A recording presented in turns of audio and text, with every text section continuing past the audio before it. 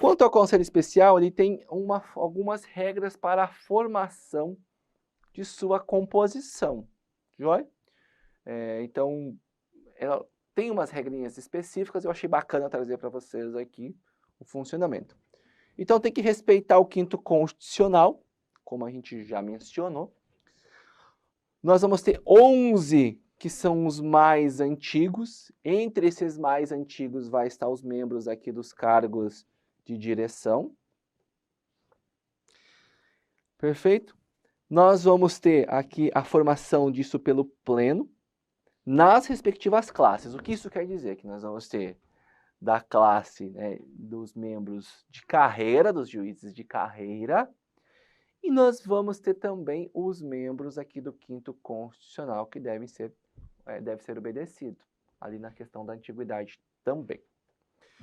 Aí a gente vai ter 10 desembargadores que são eleitos, também eleitos pelo pleno. Sempre que falar aqui nessas eleições para a cúpula diretiva, os cargos de direção, o conselho especial, a eleição vai ser feita pelo tribunal pleno. Joia? Essa eleição ela vai ser realizada em uma votação secreta. Tá?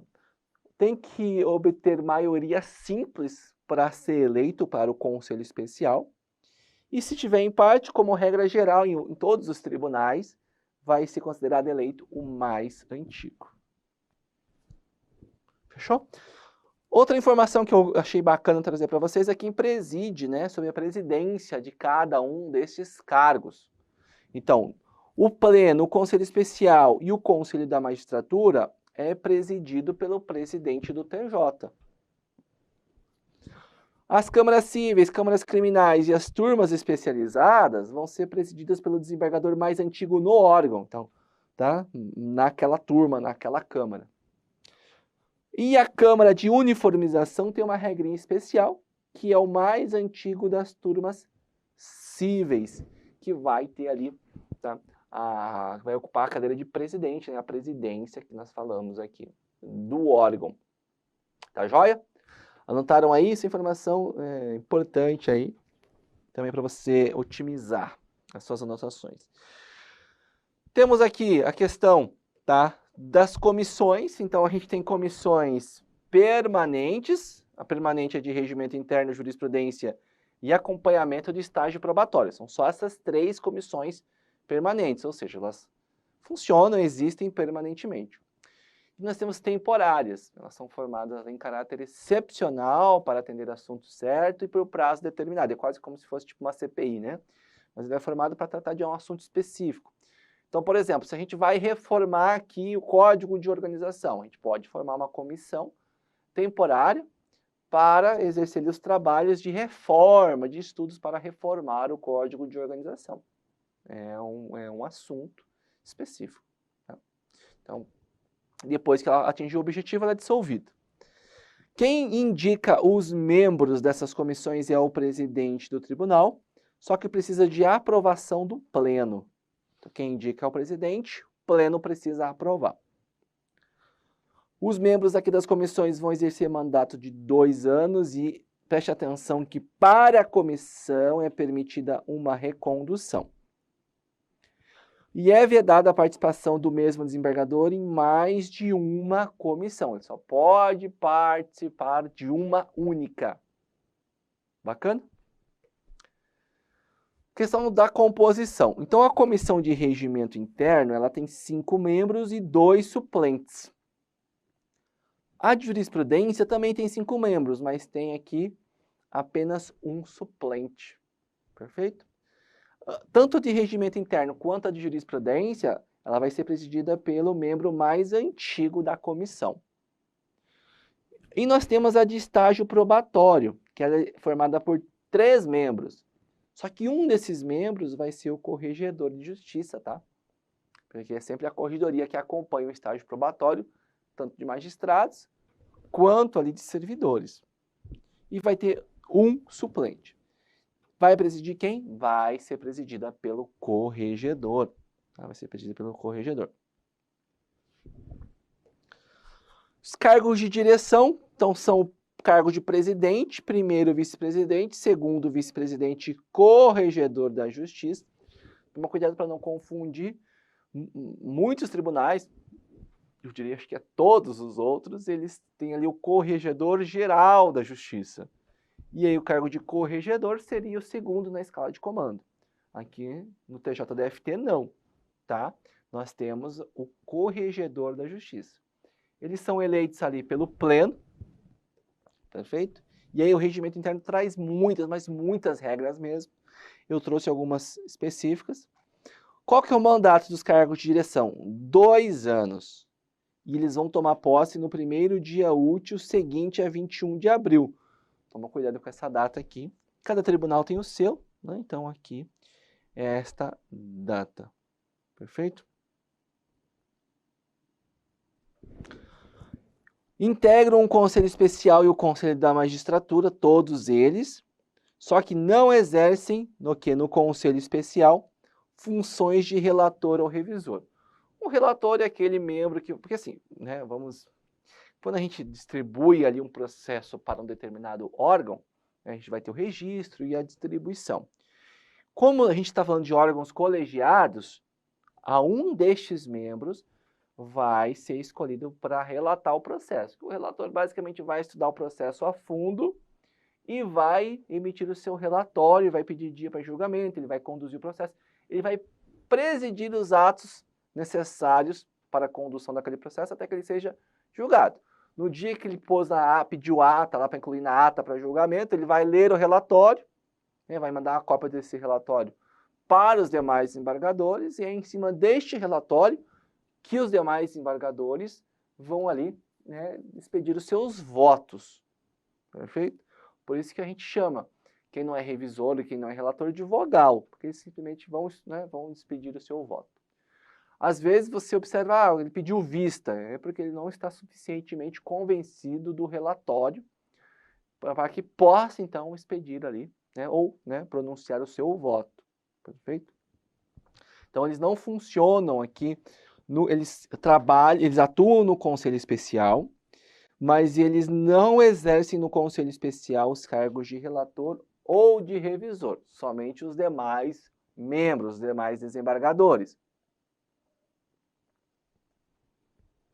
Bacana? Ocorrendo vacância, vai ser realizada nova eleição, exceto se faltar menos de 6 meses para acabar o mandato, tá? Se faltar menos de 6 meses, o primeiro vice-presidente ocupa o cargo de presidente. Aí é o seguinte, primeira vice, segunda vice-presidência ou corregedoria, vagando, né, faltando ali 6 meses, nós vamos ocupar pelos demais membros em ordem de antiguidade. Observe que o regimento fala em demais membros. Bacana? Bem importante você tomar nota disso aqui. As eleições são no mês de fevereiro e a posse é quando? 21 do quê? De abril, né? Dia útil. Quando? Primeiro dia útil após 21 de abril. Nas eleições, como praxe primeira, a gente faz a eleição do presidente, depois do primeiro, depois do segundo e na sequência do corregedor da justiça. Tem algumas regras que a gente tem que observar. Então, por exemplo, o indivíduo ali, ó, né, ele foi presidente, ele pode se candidatar à reeleição? Não, não pode reeleição para o mesmo cargo. O que ele pode, por exemplo, ser vice-presidente e depois se candidatar e ser presidente? Isso pode. É permitido ali 4 anos. Depois ele fica impedido também, tá? Então, quem ocupar o cargo de presidente, exceto se for eleito para ocupar o mandato por menos de 1 ano, ou exerceu qualquer outros cargos de direção por 4 anos, ele fica impedido até que todos os demais outros membros tenham sido presidente também. Isso serve para ter uma oxigenação, né? Não ficar sempre o mesmo grupo ali no poder. Então, isso é uma regra bacana dos tribunais, tá? Que tem todos eles. Perfeito? Então, olha só, tomar cuidado com 2 coisas que são importantes, ó. O presidente, o primeiro e o segundo, e o vice e o corregedor, eles são membros do Conselho Especial e do Conselho da Magistratura, né? Aqui no Conselho Especial, não pode ser nem relator, nem revisor. Bacana? Já olha só, os mesmos membros aqui dos cargos de direção, eles atuam no Conselho da Magistratura. E ali, ó, só exercerão o quê? A função de relator.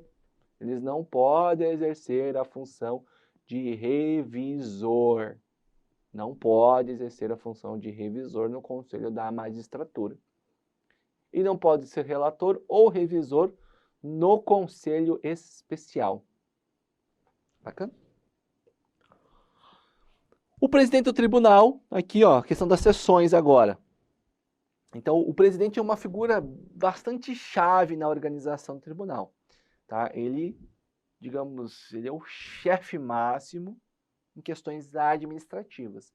Então, atos, por exemplo, de exoneração, de aposentadoria, de demissão, de conceder licença, férias e tal, nomeação também, ou demais formas de provimento derivado, são feitos pelo presidente. Então, ele é a autoridade máxima, a não ser que ele delegue algumas dessas funções para alguns dos seus subordinados, né? As pessoas subordinadas a ele. Perfeito? No meu tribunal aqui ele delegava, um ali delegava no passado. Então, o presidente, aqui ouvido os presidentes dos órgãos julgadores, ele que vai designar os dias da semana em que nós vamos ter sessões ordinárias. Gente, sessão ordinária são aquelas sessões comuns, com dia e hora previamente agendado. Vai obedecer, então, sempre nas sextas-feiras vai ter aqui, sempre nas quintas, nas terças, vai ter sessão de determinados órgãos. Perfeito? As sessões extraordinárias, quando necessário, serão convocadas pelo presidente do respectivo órgão colegiado. Então, pode ser que uma questão de prova pergunte isso aqui para você, ó. No caso, a segunda Câmara Criminal, a Câmara Criminal queira realizar uma sessão extraordinária. Quem poderá convocar? O presidente do tribunal? O desembargador mais antigo? Ou o presidente aí, o desembargador mais antigo do órgão, que é o seu respectivo presidente. Tá? Pode ser que as informações sejam casadas. O presidente vai convocar o tribunal pleno para sessões especiais, solenes ou então administrativas. Né? São os tipos de sessões feitas aqui pelo tribunal pleno, não tem jurisdicional. Os desembargadores vão usar toga, preste atenção, em todas as sessões judiciárias e também nas administrativas. O examinador é sacana, né? Às vezes ele fala lá que tem que usar toga somente nas sessões judiciárias, sendo dispensada a critério do presidente, né, a utilização nas sessões administrativas. Está errado. O regimento ele é muito claro aqui, ao dizer que todas as sessões tem que usar. Os desembargadores vão ingressar e vão sair das salas com as vestes talares, né? Que é a toga e tal, insígnias necessárias aí, de acordo com as regras do tipo de sessão. Então, tomar cuidado também com esse item. Pode dizer que os desembargadores poderão ingressar e vestir as suas vestes talares durante a sessão. Não pode. Eles têm que entrar e sair dela já com a toga. Os advogados também vão usar a tribuna aí, usando capa ou beca, além do traje civil completo, né? Então, só a capa ou a beca tem que estar ali bem vestido de acordo com as orientações do tribunal. Isso aqui é um negócio que cai sempre, né, em perguntas. O presidente da sessão, aquele que preside a sessão, ele vai ter assento à mesa, na parte central, ele senta no meio. E os desembargadores vão sentar à direita e à esquerda em ordem decrescente de antiguidade. Então, a gente tem o presidente no meio, o primeiro mais antigo à sua direita, o segundo mais antigo à esquerda, o terceiro mais antigo à direita, o quarto mais antigo à esquerda, e assim sucessivamente. Tá bom? Os juízes de direito substitutos de segundo grau não é desembargador, tá? E os juízes de direito terão assento após o desembargador mais moderno. A gente não fala mais velho e mais novo. É o desembargador mais antigo e o mais moderno. Perfeito? Quando, por exemplo, o 10º desembargador está ausente e foi necessário convocar um juiz para a formação de quórum, né, por exemplo. Esse juiz vai ocupar o lugar que era ocupado por esse juiz? Pelo esse desembargador? Pelo 10º? Não. Vai todo mundo sentar e lá depois do último, do mais moderno, aí sim nós vamos ter, tá? Nós vamos ter ali o lugar que vai sentar esse juiz de direito, né? Esse juiz convocado. E o representante do MP vai sentar o quê? À direita do presidente. Foi uma informação importante, ainda mais do concurso que nós estamos falando. Então, é bem relevante você ter essa ideia aqui de onde vai sentar o membro do MP. Aí, olha só, a sessão de julgamento tem algumas regras. Os tribunais seguem isso aqui à risca, né? Então, primeira coisa, ele vai ser verificação do quórum, tá? Só que ele não utiliza essa nomenclatura. Ele fala, verificação do número de desembargadores presentes. Ora, verificação, né, se nós temos quórum. Depois vai ter leitura, discussão e aprovação. Preste atenção. A primeira coisa que vai ser discutida é a ata da sessão anterior. Tudo que é feito ali na sessão, ela é registrada. A ata é um registro, né, bem sucinto das informações, o que ocorreu. Aos 10 dias do mês de agosto do ano de 2023, presentes na sala tal, né, aqui, presidente fulano de tal, qual passaram aqui a julgar tais e tais coisas. Então, o processo tal foi decidido por isso, por voto 2-1, não sei o quê. Tá, isso é uma ata, né? É um resumo, basicamente, do que aconteceu. Então, ela não vai ser aprovada na sessão, ela vai ser feita. E aí, na próxima sessão, vai contar quantas pessoas tem. E aí, nós vamos passar a discutir, né? A aprovar, na verdade, a ata da sessão anterior. Há indicações e propostas, e aí nós vamos ter o julgamento dos processos, tá?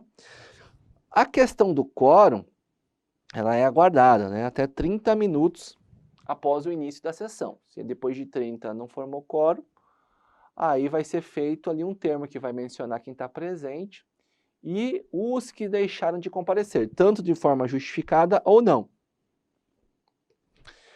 Compete ao presidente. Que presidente? Presidente do órgão, não é o presidente do tribunal, né?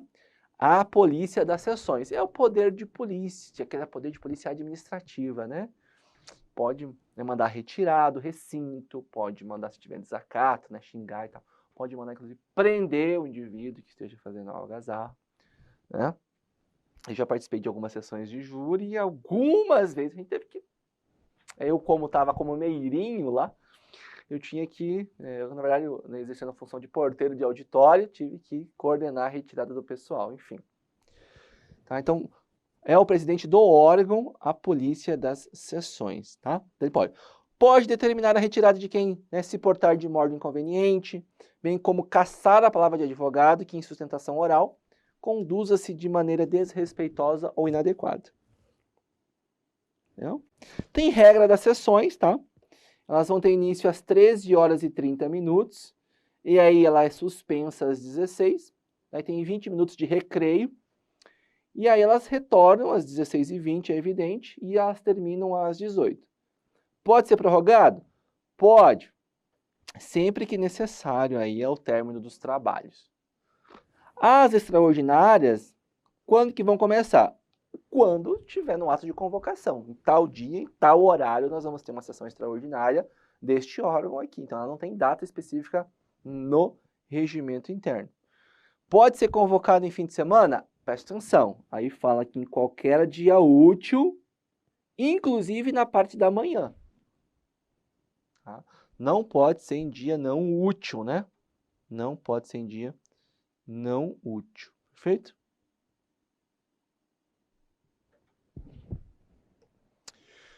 As sessões e votações, elas são aí públicas, né? Essa é a regra geral. Nós temos a sessão pública. Só que naqueles casos ali que envolvem segredo de justiça, né? Ou previsto em lei, né? Casos que envolvem, por exemplo, a intimidade das pessoas, que seja decretado ali o segredo de justiça, elas vão ocorrer somente com a presença das pessoas indispensáveis à realização do ato. Então, o réu, o autor, os advogados, o membro do MP, juiz, e ser somente com os servidores necessários à condução daquele ato. Não vai ter mais gente lá, não. Tá? Não pode assistir. Perfeito? E aí, olha só. Diz que pode, né, quando for ali a portas fechadas, só vai permanecer as partes, os advogados, os defensores públicos e um membro do MP. Preste atenção, mesmo quando a gente tem sessão que ocorra a portas fechadas, em qualquer caso, a proclamação do resultado é público. Tá? Em qualquer caso, a proclamação do resultado ela vai ser de forma pública, não pode ser a portas fechadas, né? Ok? Algumas questões bacanas aqui, a gente falou de sessões solenes antes, né? Então, quais são solenes? Quem realiza a sessão solene? Tribunal Pleno, né? Então, para a posse de presidente, né? Do vice-presidente, dos vice-presidentes e do corregedor. Posse também de desembargadores. Posse aqui de juiz de direito substituto, que é quando ingressa na carreira. E para celebração de acontecimentos de alta relevância, a critério do presidente do tribunal por deliberação do conselho especial. Veja, a alta relevância que pode ser por deliberação do presidente ou deliberação do conselho especial. Então, o conselho especial pode deliberar para que o pleno faça uma sessão solene. Olha que loucura isso. Geralmente é o contrário, né? Mas a gente está vendo sair de um órgão delegado para cima.